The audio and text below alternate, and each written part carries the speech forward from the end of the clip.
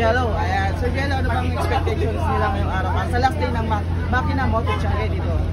Here sa Makina Moto Challenge, so maraming sale dito. But then Protec Other Bus are offering 140 pesos na lang from 150 pesos.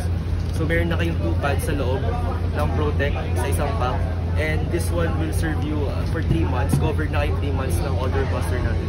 So anong ginagawa niya? Ginagawa niya is para i-absorb lahat ng odor sa loob ng helmet natin. Hindi lang siya limit for helmet, but pwede rin siya sa sports gear, sa mga kwarto, sa mga cabinet, sa CR, any form na may kulog, kaya niyang i-absorb yun. Bakit? Kasi ang Protec natin is gawa sa activated carbon with charcoal or uling. So, traditionally, pag nagpintura tayo ng bahay, naglalagay tayo doon ng uling. So, this one, mas pina-activate siya, mas malilit yung particles niya para i-absorb and para mag-cash sa mga helmet natin na other sports. Alright, thank you, Sir Jello.